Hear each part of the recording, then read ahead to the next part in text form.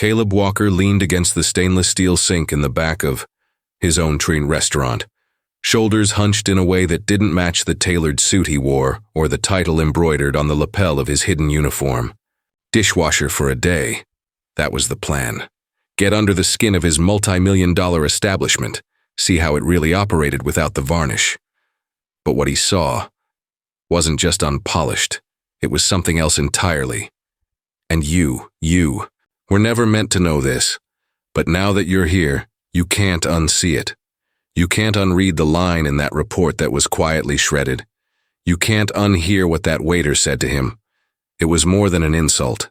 It was a trigger. And it started with a name no one in the room should have known. The kitchen was hot, not just from steam but from tension. Plates clattered, oil hissed, and laughter spilled from the servers like champagne at a fake wedding. Everyone was busy, playing their roles except for one, a waiter. Early 30s, good jawline, cold smile, eyes that watch too much. His name tag read Austin, but that wasn't his real name. Caleb would find that out much too late. The man approached with slow, deliberate steps, leaned in, and whispered something in Caleb's ear.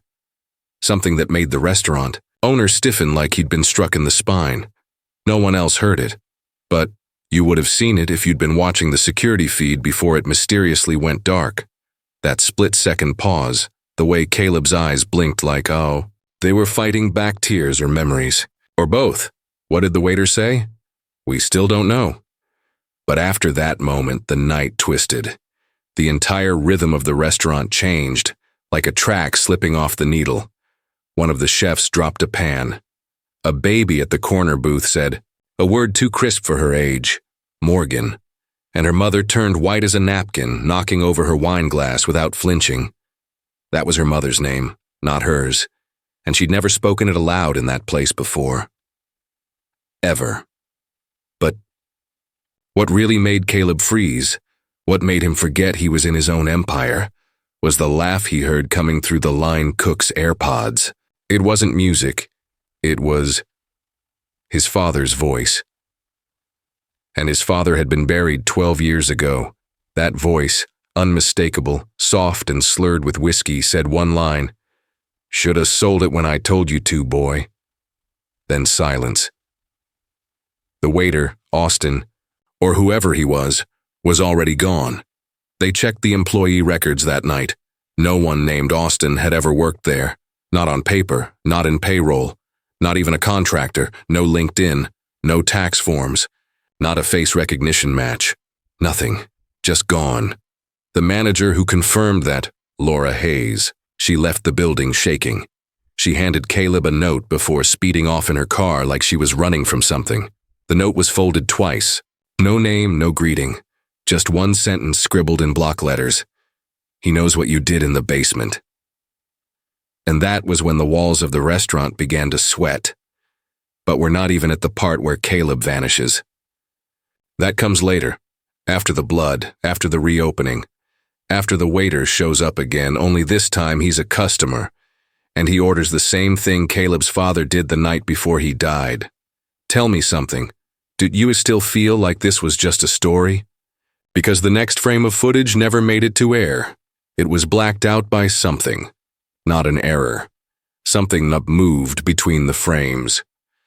Something with a face we've seen before, but no one can name. And that's when Caleb's voice came, through the speakers, long after he'd been declared missing.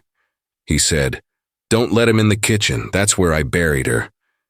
But there was never a body, at least not until they found the smell. And by then, it was too late.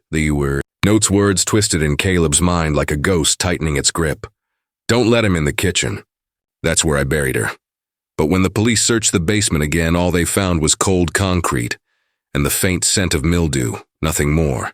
No body, no secrets, just silence heavy enough to choke on. Yet Caleb could feel it. The weight of something unseen pressing down on the air like a warning no one dared voice aloud. And you, watching this unfold, start to wonder, is this the story of a man haunted by a past too cruel to bear? Or is it something else, something darker, that seeps beneath the surface of what we think we know? From that night forward, The cracks began to spread in Caleb's reality, like a slow leak from a fractured dam. The surveillance footage, once clear, now flickered with static that wasn't there before. A low hum sometimes pulsed beneath the restaurant's usual noise, a frequency only Caleb seemed to catch, or maybe only thought he caught. His memories of the waiter, Austin or whatever name was whispered, started to unravel like frayed thread. One day he swore he saw the man standing by the bar. The next, no one else acknowledged the stranger's existence at all. A waitress swore she never served anyone by that name, but then laughed nervously, like she was hiding a secret she dared not tell. There were nights Caleb woke to find his phone recording sounds he couldn't explain. Soft footsteps pacing through empty halls, the faint whisper of voices just beyond comprehension, and once a chilling lullaby sung in a voice that was almost his mother's, though she had been gone longer than he cared to admit. He played the clips over and over, trying to catch the exact words, but every time the recordings glitched just before the climax, like some unseen hand was censoring the truth. The whole thing started to feel like a puzzle designed to keep him guessing, doubting, unraveling. Enter Sarah Bennett, a freelance journalist who arrived with a promise of clarity, but carried an aura of ambiguity, heavy enough to cloud any certainty. Sarah claimed she'd been following Caleb's story from the shadows, drawn by a string of disappearances linked to his restaurant, and whispered rumors of curses and cover-ups. She was magnetic, intense, but something about her gaze was too sharp, too calculating, as if she was collecting pieces of Caleb's fractured mind to fit into a narrative only she understood. She asked the right questions, poked at the right wounds, but her timing was off. Her presence coincided with moments Caleb's reality splintered further. She shared recordings she claimed were leaked from anonymous insiders, clips where Caleb's voice conflicted with the versions on his own phone, where a laughter track overlapped his panicked pleas, and where a voice matching Austin's distorted into something unrecognizable. Sarah warned of forces beyond explanation meddling in the shadows of the restaurant's past, yet when Caleb pressed for proof, her stories shifted like smoke slipping through fingers. At times, it felt like she was weaving Caleb's trauma into a tapestry of conspiracy to keep him tethered to a truth that might be a fabrication of his own unraveling mind. What felt real? What was hallucination? The line blurred, and fear seeped through the cracks. Caleb's dreams bled into his waking. Hours a blur of a woman's face, eyes pleading, whispers from the basement that weren't there in daylight. He found himself questioning the sharpness of his own memories, wondering if the man he'd become was just a ghost himself, haunted by fragments of a truth no one would dare confess aloud. One night, Caleb confronted Sarah in the quiet dining room after closing, the tension thick between them like a storm waiting to break. "What do you really want from me?" he asked, voice rough with exhaustion and desperation. Her eyes held a flicker. Was it sympathy or something colder? "To find what they don't want you to remember," she said softly, "to uncover the truth behind what no one tells you. But sometimes that truth isn't what we expect. Sometimes it's the silence that speaks loudest." As Caleb stared into the darkness, the distant sound of a whisper threaded through the walls, soft, urgent, unmistakable. It was a name neither had heard before, yet it felt like a key to everything. Or maybe it was just another shadow in the labyrinth of his mind. The camera's red recording light blinked steadily, capturing everything and nothing, as the real unsolved mystery settled deep into the bones of the night. And you, watching, questioning, caught between fear and fascination, are left with the one question that no one dares to voice aloud. When the truth hides in the silence and the mind betrays its own witness, how do you know what's real anymore? Caleb sat alone in the dim glow of the restaurant's office, the flickering fluorescent light casting long shadows over a cluttered desk strewn with receipts, faded photographs, and a folder he'd pulled from an unmarked filing cabinet hidden beneath.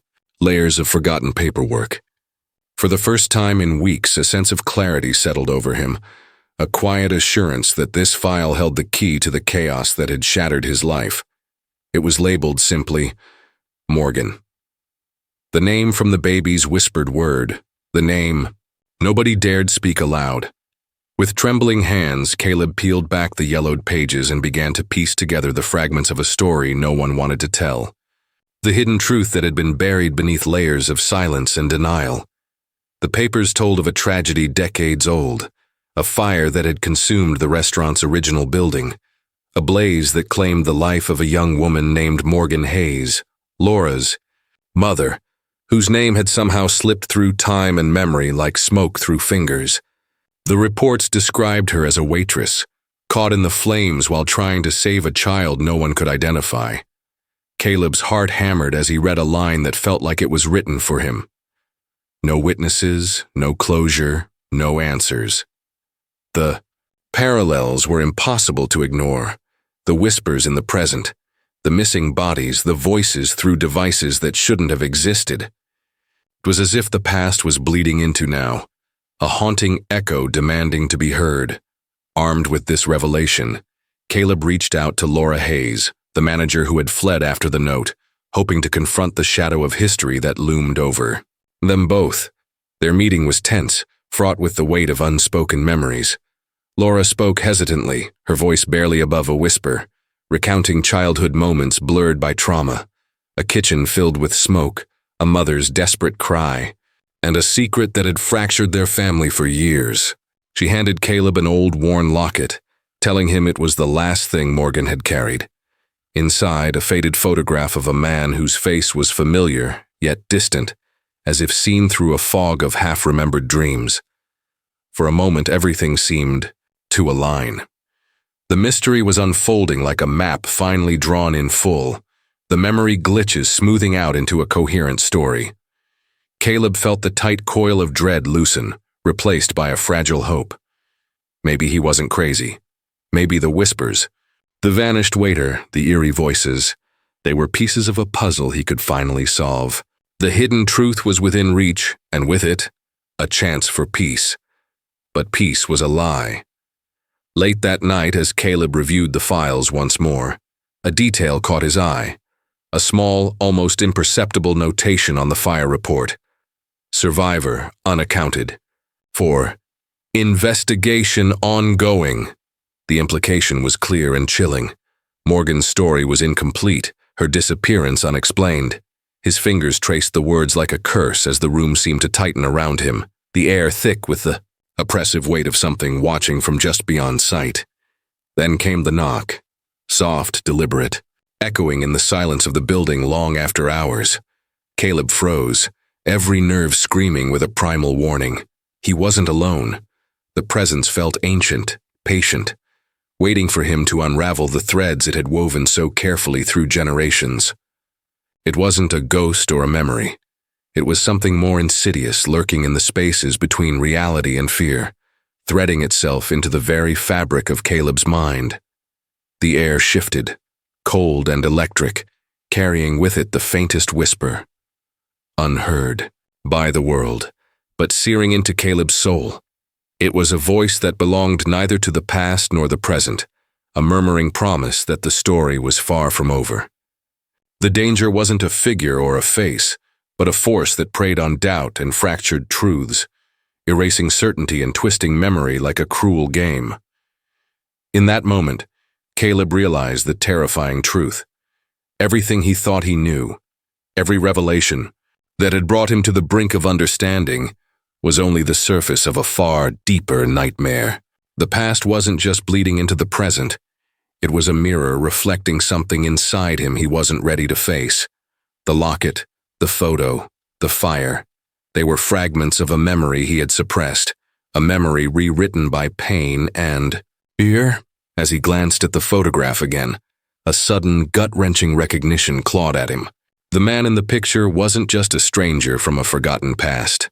It was him, or someone he once was, or could have been, before the fractures, before the whispers began. The room seemed to pulse with that unspoken threat, and Caleb knew, with a chilling certainty, the mystery wasn't outside him, it was within, And whatever had been watching from the beginning wasn't done yet. If you thought you understood the story until now, look back. Every word, every shadow, every silence. Rewind. And watch again, because the truth is slipping through your fingers. You're not crazy. They lied to you. And sometimes the real horror is in the memory glitches, in what they don't want you to remember. Because this isn't just a mystery uncovered. It's a warning. And the next time you hear a whisper, you might just realize it's coming from inside your own mind.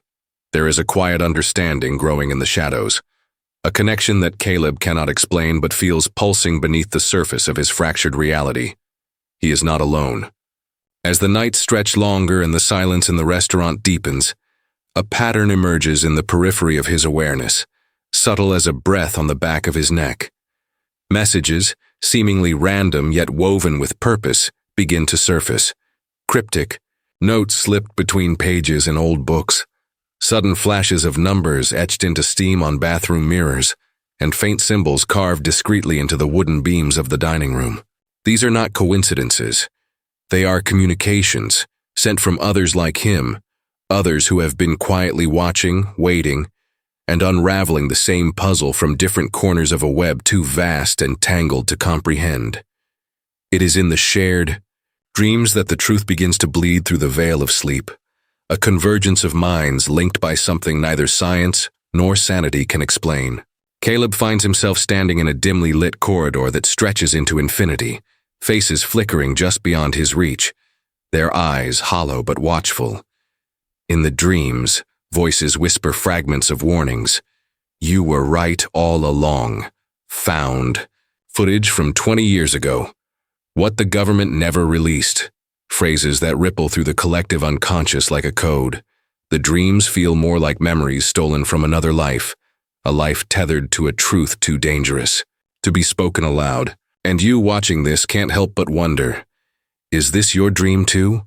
Or perhaps a nightmare borrowed from your own unremembered past? The restaurant, once a place of warmth and familiarity, transforms into a crucible of dread and uncertainty. Its walls now seem to breathe with hidden life, shadows twisting into shapes that defy logic, mirrors reflecting moments that never happened but feel undeniably real. Caleb notices figures, faces blurred and shifting, lurking just beyond sight. In the grain of the wood, the flicker of the lights. Sometimes they appear in photographs on his phone, only to vanish when he looks up. The symbols multiply, etched into napkins, spray-painted in back alleys, stitched into the hem of his jacket. Signs meant to be seen only by those who understand. They are markers on a map only visible to those caught in this labyrinth of fractured realities. Enter Mara, a third voice threading through the chaos. A figure shrouded in ambiguity and quiet authority. She moves with an ease that suggests she has traversed this maze before. A witness who watches from a distance, yet pulls the strings with delicate precision. Mara claims to be an observer, a chronicler of what has been buried beneath layers of official silence and public denial. Her voice is low and steady, tinged with exhaustion and urgency, as she reveals fragments of what the government never released. Truths whispered in classified reports and erased from public records. She speaks of experiments, of minds tested and broken, of memories altered to conceal a reality that threatens the very notion of identity and control. Her warnings slice through the fog. The true danger is not what you see, but what you are. Made to forget, the invisible hand rewriting your story piece by piece. Her presence unsettles Caleb, not because she is untrustworthy, but because she embodies the paradox at the heart of his existence. Is she a savior, a conspiracy theorist driven by obsession, or something far more unsettling, a manifestation of his fractured psyche attempting to guide him through the darkness? As she shares recordings found in forgotten archives, scenes flicker to life, faces long dead, locations abandoned, moments of horror caught on film and hidden from the public eye. These glimpses feel too real, too raw to dismiss, yet their authenticity is constantly called into question by small inconsistencies, glitches that ripple through the footage, as if reality itself resists their revelation. And you, Drawn into this unfolding mystery, begin to see the threads connecting Caleb, Mara, and the others, a network of broken souls linked by shared pain and secrets kept in the dark. The very fabric of memory seems malleable, shifting beneath the weight of unseen forces that toy with perception and truth. Identity becomes fluid, a puzzle with missing pieces that leave you questioning who you are, what you remember, and who controls the narrative of your own mind.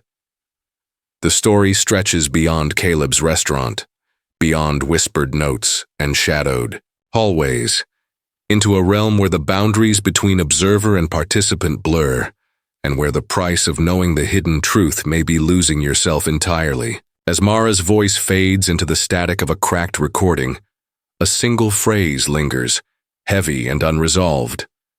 They've been watching from the beginning, and they're not finished yet. So look again. Watch the shadows in the corners of your vision. Listen for the whispers beneath the noise, and question every memory you hold dear. Because this is not just Caleb's story. It's a mirror held up to your own, reflecting a mystery that never truly ends. And in that reflection, you might find that the real truth was never meant to be uncovered, only endured. The energy pulses. The silence waits, and the watchers remain. Caleb stood alone in the quiet aftermath of what felt like a storm tearing through his very soul. The restaurant, once a sanctuary of memories and laughter, now echoed with the weight of questions that no answers could satisfy. The mystery was no longer about who said what, who vanished, or why shadows shifted against the grain of his reality. No, it was about something far deeper, something that clawed at the core of what it meant to be human. The truth, he realized, was not simply a secret waiting to be uncovered. It was a mirror held up to the darkest and most fragile parts of himself, and by extension to all of us. It came to him in a sudden clarity as vivid as a wound reopening. The silence that had grown between the cryptic messages, the missing memories, and the watching eyes was not empty. It was filled with a profound loneliness. A loneliness born not from isolation, but from the terrifying freedom of choice. Caleb's journey had been pulled taut between the strands of reality and illusion, and now the line blurred so completely that he wasn't sure if the person staring back at him in the mirror was the one who started this, or something else entirely, something fractured, something irrevocably changed. The painful confession spilled from him like a whispered prayer, raw and trembling. I don't know who I am anymore. Maybe I never did. His voice cracked with the weight of 1,000 lost moments, stolen from him or made up by a mind desperate for meaning in the dark. Maybe this, whatever it is, was never about finding answers. Maybe it was about facing the parts of myself I kept locked away, afraid to look at. The fear, the doubt, the regret that no one else could see. His hands clenched at the edge of the counter, as if holding on to something solid could stop the ground from slipping away. This was not a story of villains or heroes, but of survival in a world where the boundaries between truth and lies had been weaponized. Caleb's realization was not a victory, it was a reckoning. The watching eyes, the cryptic notes, the impossible dreams, they were not external threats but echoes of a deeper internal battle, a war waged within the fragile corridors of the human mind. And the cruelest truth of all was that sometimes the hardest thing to accept is that you are both the prisoner and the key. Mara's voice, a haunting presence from the shadows, whispered in his memory. You can choose what this means, Caleb. It can destroy you or save you, but you have to decide. Not the watchers, not the memories, you. And in that moment, with the flickering lights casting long shadows across the room, Caleb saw the terrifying possibility to let go of control and accept the mystery as part of himself. To find freedom not in certainty, but in the fragile, beautiful ambiguity of not knowing. The choice stretched before him like a chasm, to retreat into the safety of denial, burying the pain beneath layers of forgotten truths and half-remembered, or to step forward into the unknown, embracing the uncertainty, the fear, the heartbreak, and in doing so perhaps awaken to a deeper kind of existence. One where the fractures don't define him, but reflect the shared humanity in all of us, the struggle to understand, to connect, and to be seen, even in the darkest places. And as Caleb breathed in the quiet tension of that moment, the air thick with the weight of unsaid words and unseen eyes, the truth whispered through the silence, not as an answer but as an invitation. To wake from the dream he never knew he was in, to see the world and himself with new eyes, and to carry that fragile hope forward even when everything else feels lost. The screen fades slowly to black, leaving only the echo of one final line, fragile and haunting, lingering like a shadow at the edge of consciousness. Thank you for watching. Don't forget to like, share, and subscribe for stories you were never meant to hear. Until next time, remember, some truths don't want to be found.